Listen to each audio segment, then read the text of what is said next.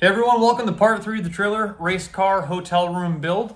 I'm currently inside of my trailer, about ready to start laying down the floors, and I want to talk to you about the process of where I'm at. But first, as always, if you like what you see, if you enjoy my videos, please feel free to like and subscribe. I would really appreciate it, and as always, it would mean a lot to me.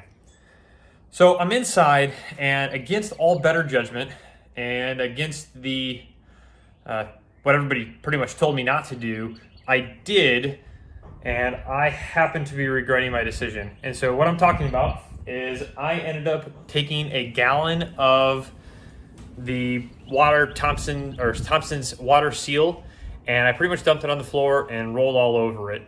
So the reasons why I was told not to do that, and then also the same reasons why I thought I probably shouldn't do that, was because it's pretty oil soaked and it's not gonna really seep in well, if stay at all.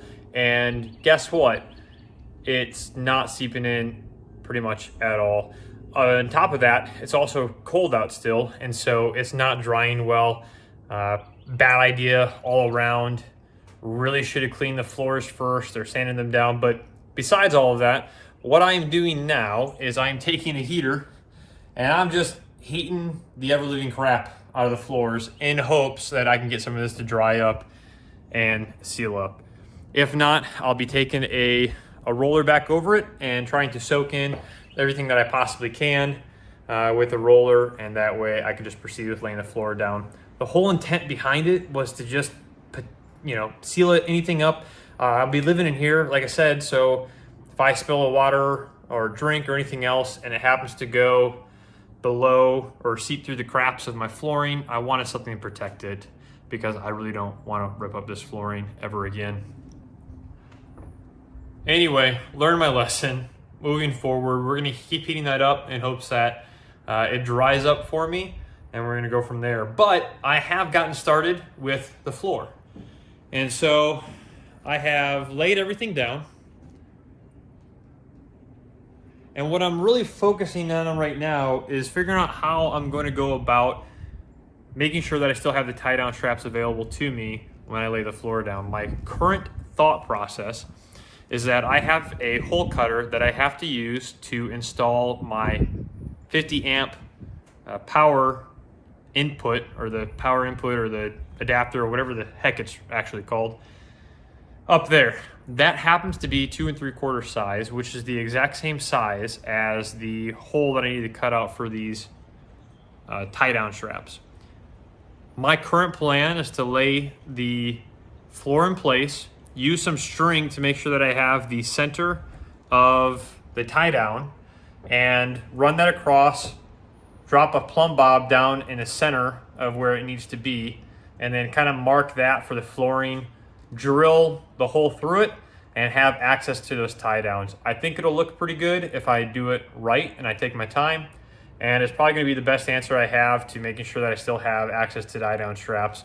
I could later down on the road take those tie down straps and basically bolt them through the flooring as well as the floor, which would probably work and probably be just fine. But at the same time, I wanted the floor kind of free floating in case it expands, because I've heard there's buckling issues if it gets too hot or in the sun, and I don't want that to be a problem either. The first problem I have with the floor is that the trailer kind of comes out here, right? So that it's on both sides. So I just simply took a square and I did the measurements and drew a line from where I need to cut that part out, which I'll do on the miter saw. Same thing goes from over here. Cut that out and it should fit in place. So the next part is trying to make sure that I am center on my tie downs. My thought process is to take a string that goes from the wall to the wall, and it basically hovers right over the center of the tie downs. And then I'm going to measure the distance from the wall to the center of that tie down, and then mark that same distance on the floors, and then use that string as a guide to how far back I need to go, and drill a hole straight through it with hopefully success. I think it's gonna look really good though. The one other thing that I did do is I cut 1/4 inch off the edge here, again, to allow some of the growth and expansion. It's solid. Solid. Here we go. Thanks for tuning in to part 3.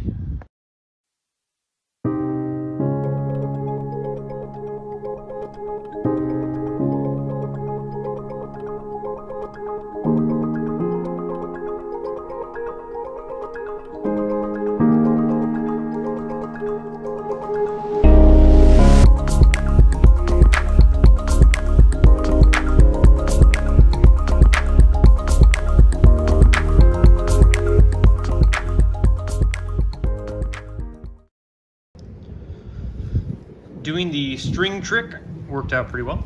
However, what I did not anticipate was the fact that I still have bolts and everything else underneath it that's lifting up the tile. I don't know why I didn't think of that beforehand. I kind of feel like an idiot at the current moment. But obviously that just raises a problem because the tiles don't sit level over top of it. Well, right now that doesn't do anything, but there we go. You can see I still have movement because they don't sit flush. So I'm not sure what I'm gonna do now. I guess I'm gonna think about it for a little bit. I'll come back to it later. I don't know if I wanna raise this floor up just a little bit where those are, or if I want to cut a square out instead of a circle, which definitely will not be nearly as pretty. So, more to come.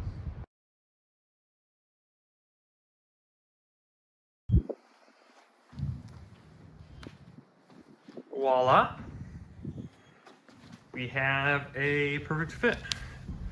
Not being raised, nice and flat. So what I ended up doing was taking, so imagine if this was the hole, I just took some tin snips and a utility knife and basically cut out all of this portion here to get it to sit flat. So that way there wasn't anything stopping it from sitting where it's supposed to sit. And that's all I did, just a lot of tin snipping. And it fits flush now, so here we go with the rest of the floor build.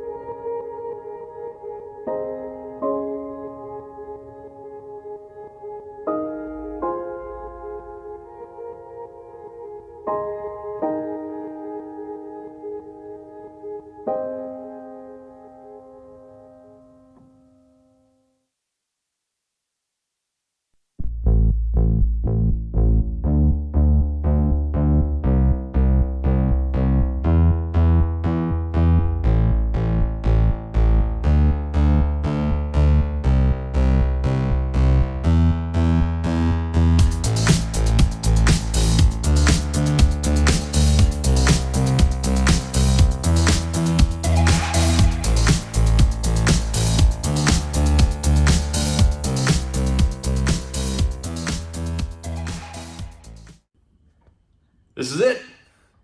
This is the day that I've been waiting for. Very excited for it. Probably the most anticipated day of this build since we got started. It's accessory day. And so my goal is to lay out all the accessories and put them down and kind of make sure that I have everything lined up in my head about where I want things to go down the road, where they're going to be.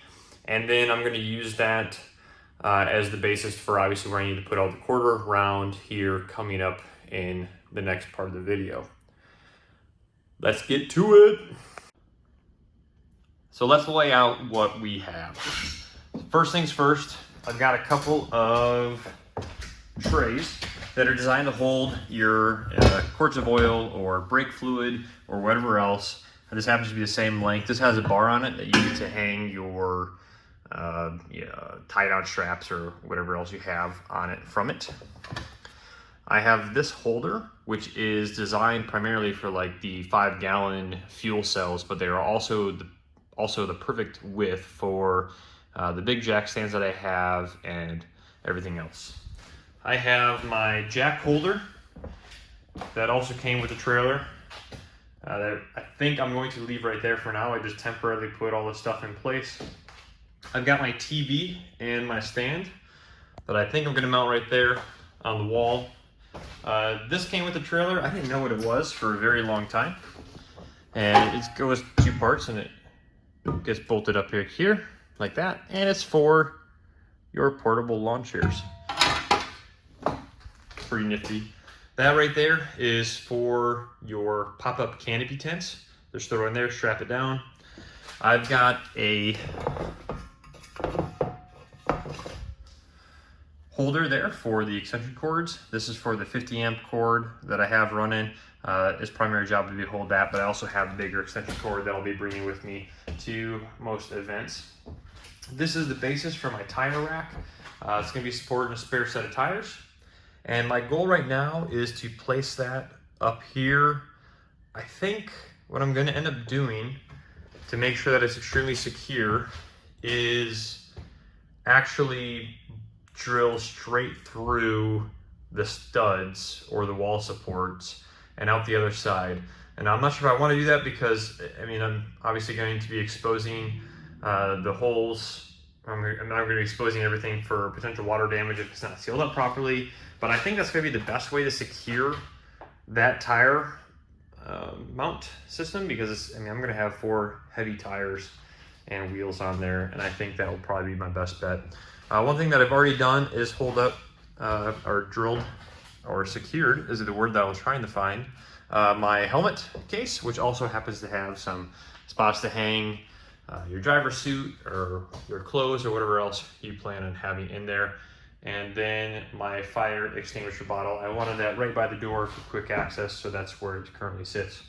One thing that I never took down was my, I think they call this like your cleaning station. You know, you can hold paper towels there on that bar, rubber gloves. It's the perfect size for those blue rags to go up there, and then wherever else you have going on. And then I've already mounted my breaker box and where that will go because that's just on a stud. And so at this point, I think that's probably pretty much everything that I have. The only other thing that I'm going to try to keep in mind while I'm doing all this is that I'm going to be using this trailer for BMX as well. And because I'm going to be using it for BMX, I want to incorporate a couple of those bike stand holders that you see, you know, holding up the bikes for storage or for people working on whatever. I'm going to mount that somewhere in here, most likely on this wall right here next to me, just because it's going to be pretty open at that spot. But another thing to think about for future use. The 2 other things that I'm going to do that I don't have in the trailer is the bed. And so I have an old futon that is currently upstairs in my man cave that I'm going to be bringing down. My goal is to use the futon and flip it up like that against this wall, and then I'm going to make it so that the hinge is detachable, and I just pull the pins out or whatever I want to do, and I'll turn that futon around and then use it as a couch to watch TV or to hang out on a rainy day or whatever else the case may be, to give yourself some seating inside the trailer while we're here. And then I also have those fold up white tables that I'm going to make a couple of mounts for. My idea, and I don't know if it'll work or not, is to hang up the table in a manner that I can unfold it and then drop it down off the wall and just have it stay secured, so that way if I need anything, like if I need a table for storage or food or whatever else I'm making, I can just lay it down and call it a day. So that is where we're at. Maybe one day in the future, I will like to do some 50-gallon water container storage underneath my bench and maybe install a small sink or something. That would be pretty cool. And that way I'll at least have some running water wherever I go. And I'm going to be getting a mini fridge, but I think my plan for that right now is to just place that on top of the workbench where the toolbox is currently and have an outlet by that. That's pretty easy, especially when I'm done wiring up the 110. So, yeah.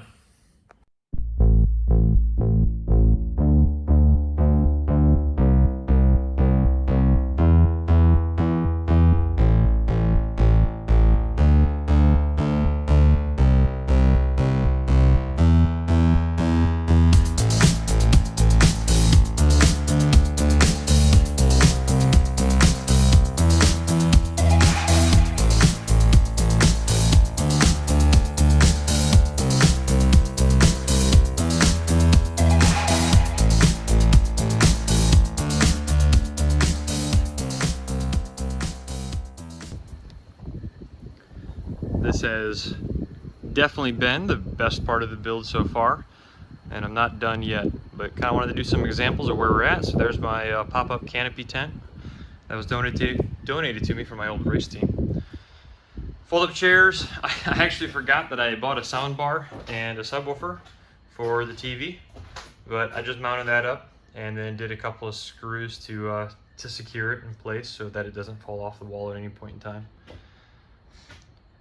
Put a fuel jug in there as well, some more jack stands. I've got the cord for the winch up there, as well as the 50 amp extension cord that I plan on running. Hang some ratchet straps down from there, as well as whatever else I need. I still got to fill that with my helmet and race suit. But man, I love it. It looks so good in my opinion. I'm absolutely thrilled. I think it just gives some organization. It'll look a lot better when the stuff is off the toolbox. It's going to feel like a home away from home, so that's pretty exciting. So as you can see, we got a lot done, but I still have a lot left to do as far as the trailer is concerned. I have to get the quarter round laid down on all the edges to make it look nice and pretty like. I still have to hang up that tire rack in the back, which I'll get to here in a little bit. I'm not too concerned about it right now. It's not a top priority. I have an old futon upstairs that I'm going to convert into a Murphy bed for this trailer here, spray paint it white, hopefully make it to look really good. And then I'm going to have a couple of tables that I'm going to try to incorporate somewhere here so they can just fold down, open up, kind of like I mentioned before in the video. But I wanted to take the time now and address the electrical portion of the trailer build. And so my intent for this build was, as mentioned before, to be like a hotel room. So I want AC, I want to live in luxury, I want to go glamping, I want to do all those fun things that I don't, want to do when I have my trailer. So the intent was to kind of do a little bit overkill on the electrical circuit just in case there's something down the road that I may want to install at some point in time. So my thought was to build or to make this a 50 amp circuit. So I have a box, I got a 50 amp breaker.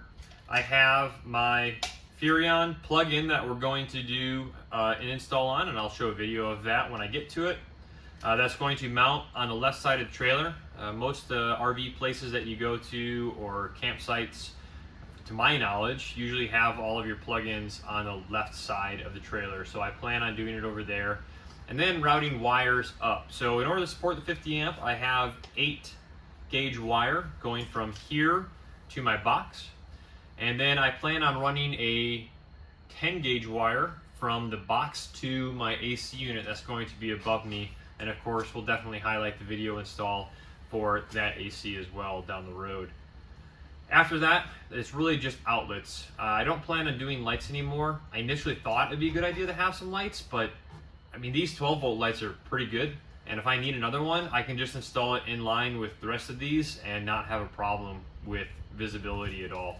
So I don't think I'm going to touch on 110, 120 lights, but I do want outlets, that's for sure. My goal is to place an outlet down here by the bed, as well as a little nightstand table that I plan to make that will kind of drop down and fold out. Definitely will be doing an outlet by the TV and the soundbar and the subwoofer, and then I plan on having one or two up by the toolbox bench area up there, and I'll just have the extension cord if I need something further than that. The only problem, and I thought about it before I did everything, is the wires.